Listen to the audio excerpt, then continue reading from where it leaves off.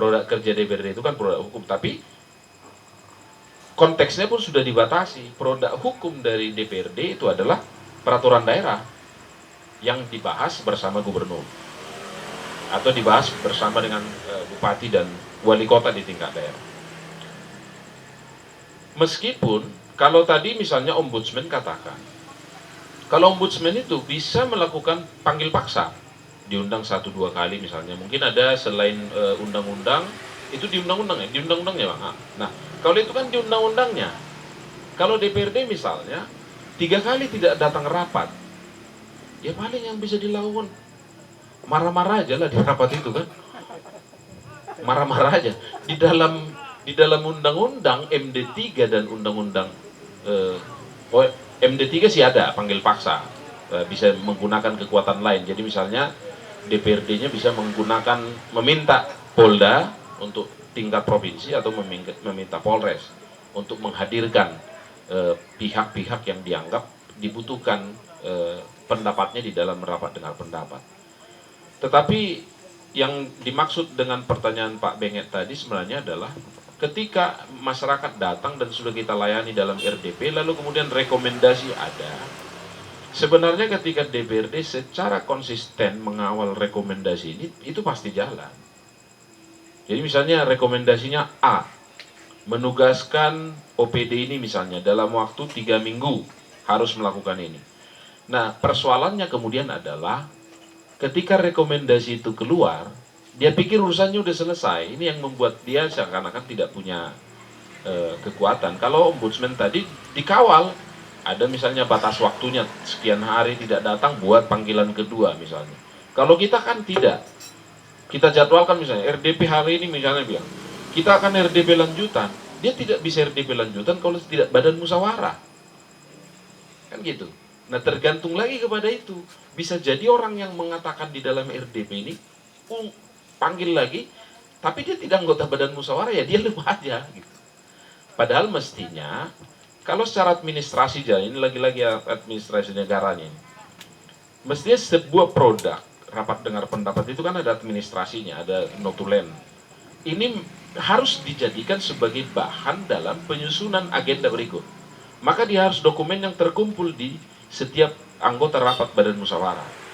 Nah, tapi prakteknya tidak begitu. Jadi seringkali, makanya kan kalau ingat Pak Benget, kalau nggak Pak Benget misalnya ingat-ingatkan saya mana RDP lanjutan lain, kan kita itu kan pengalaman kita, telepon atau yang lain kan. Setelah terdesak dulu kita baru kita jadwalin gitu. Ya kenapa terlalu banyak agenda yang harus diakomodasi kan? Kan banyak juga kepentingan lain yang bertubrukan di situ.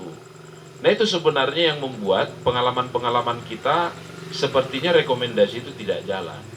Nah, kalau ombudsman tadi karena dia fokus misalnya undang-undangnya ada, batas waktunya ada jelas, ya dia fokus mengurus itu. Nah, yang kita harapkan misalnya orang-orang di DPRD itu adalah orang-orang yang bisa fokus dengan apa yang sudah mereka hasilkan, sehingga rekomendasi atau hasil-hasil rapat dengar pendapat itu yang melibatkan stakeholder itu memang betul-betul bisa dijalankan.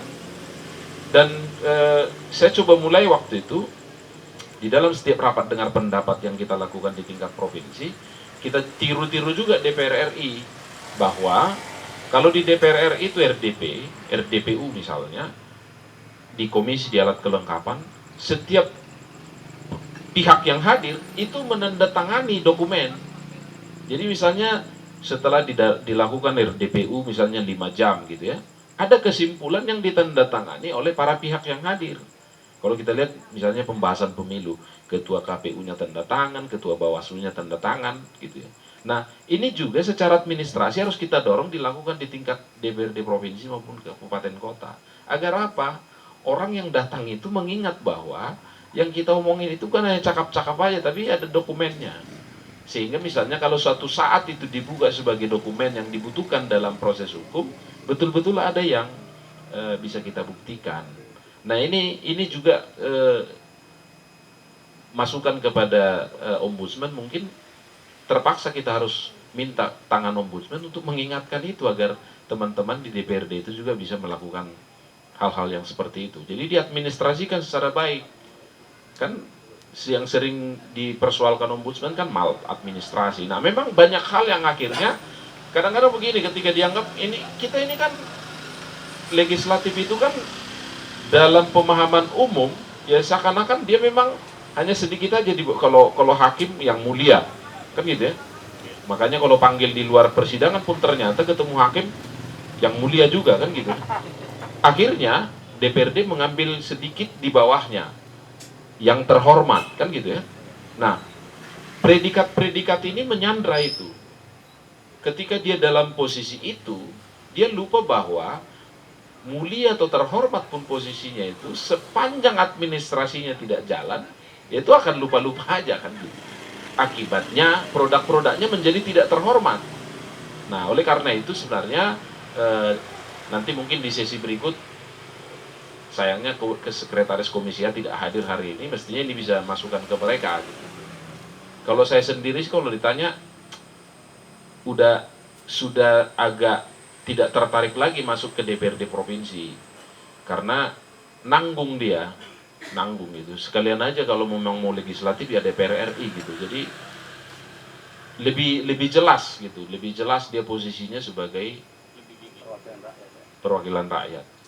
Nah, mungkin itu pertanyaan siapa tadi si Penget. Oke, baik, terima kasih Bang Sutrisno. Nanti kita kasih kesempatan untuk tambahan ya kepada Bang Rinto dan juga kepada Bang Uba. Tapi sebelumnya kita keep dulu. Mungkin ada pertanyaan, nanti bisa sekalian jadinya. Jadi bisa sekalian memberikan pandangan terkait pertanyaan tadi yang sudah disampaikan oleh Bang Benget tadi. Ada lagi pertanyaan dari sisi kanan mungkin ataupun dari tengah? Oke, ada 1, 2. Oke, kakak duluan. Oke, ada Bang. Ya. Jarang-jarang di forum seperti ini ya. Perempuan bisa sesemangat ini nunjuk tangannya gitu. Karena ini kan didominasi bapak-bapak ya. Nah, kebetulan saya sebagai perempuan untuk memoderasi acara ini, jadi saya akan berikan kesempatan kepada beliau terlebih dahulu. Silakan, Kak. Terima kasih buat Kak Listi. Perkenalkan saya Aulia Buruh Hutajulu. Kebetulan Mama Pangaribuan, jadi saya mau manggil tular juga kepada Bapak. Jadi mungkin di sini saya ingin bertanya sebagai warga ya Pak. Memang warga dari akar rumput. Kalau tadi bahasannya agak lebih ke tinggi. Sebelumnya ini terjadi di saya. Jadi saat saya mengurus berkas, bukan administrasi atau KTP, tapi ada berkas yang berkaitan dan ngurusnya itu ke aparat desa. Nah, di saat itu aparat desanya tidak berada di tempat. Nah, saya sebagai warga ingin melaporkan, dan waktu itu saya melaporkan langsung ke bagian bupati yang saya kenal gitu. Bukan, maksudnya saya ingin bertanya posisinya gimana caranya untuk saya sebagai warga mengadukan bahwa saya tidak mendapat pelayanan publik dari kelas desa gitu. Nah, yang terjadi kepada saya adalah saya mendapat sanksi sosial, yang mana saya dipandang oleh kepala desa sebagai orang yang kayak melaporkan kejadian-kejadian apa yang terjadi di desa. Di sini sih saya posisinya sebagai ingin membenarkan bahwa kalian tidak masuk di kantor, sementara saya ingin mengurus beberapa berkas gitu kan. Namun saat saya melaporkan hal tersebut untuk dibenahi, saya malah mendapatkan pandangan sosial yang lain. Dan itu terjadi kepada warga. Mereka melihat saya sebagai seorang yang pemberontak atau apapun itu. Jadi di sini saya melihatnya mungkin ada juga warga yang lain yang mengalami hal yang sama, tetapi karena ada terjadinya sanksi sosial ini, mereka lebih memendam sehingga kejadian yang terjadi di desa itu tidak terekspos bahwa mereka tidak melayani publik dengan baik. Nah, pertanyaan saya, ini menjadi suatu trauma buat saya Pak. Jika ada kejadian hal-hal seperti ini, saya takut lagi nih dipandang publik. Bahkan saat saya mau keluar rumah juga jadi bicaraan gitu kan. Apa yang bisa kita lakukan sebagai warga? Apakah yang saya lakukan ini tindakan yang sudah tepat atau gimana Pak? Seperti itu. Terima kasih. Oke, terima kasih Kak Aulia. Boleh lanjut lagi ke abang yang mungkin abang ini dulu karena mic-nya ya. Coba jangkauan mic-nya. Mungkin bantuan dari Bang John ya. Nanti sampaikan mic-nya lagi ke belakang. Silakan Bang. Ya, baik, terima kasih. singkat aja pertanyaannya. Terkait seperti yang disampaikan Saudara Sutrisno tadi, bahwasanya lembaga legislatif itu merupakan unsur penyelenggara pemerintah daerah ya. Jadi berkaitan dengan itu, boleh nggak kan warga masyarakat kan jika mengalami persoalan di akar rumput selalu menyampaikan keluhan-keluhannya ke lembaga legislatif. Kemudian lembaga legislatif melaksanakan menjadwalkan RDP. Kemudian lahirlah rekomendasi untuk bisa ditindaklanjuti ke pihak yang terlapor atau tergugat seperti itu. Jadi terkait dengan ombudsman, bisa nggak kedua lembaga ini saling bersinergi ketika RDP itu tidak ditindaklanjuti seperti itu. Bisa nggak masuk peran ombudsman untuk mengingatkan sistem administrasi yang berlaku di legislatif supaya jangan ada kesannya saling atas mengatasi atau sinergi lah, mitra kerjasama antara ombudsman dengan legislatif supaya ketika mentok hasil RDP atau perjuangan rakyat di legislatif itu rakyat bisa mengingatkan atau menyampaikan lagi ke lembaga ombudsman supaya hasil perjuangan rakyat itu nampak seperti itu. Mungkin itu aja sederhananya. Terima kasih. Oke, terima kasih kepada Abang. Silahkan satu lagi tadi dari belakang. Maju ke depan ya Bang, karena keterbatasan tempat kita juga. Iya, silakan. Perkenalkan diri ya kalau bisa, jadi bisa diingat oleh narasumber. Selamat malam untuk semua.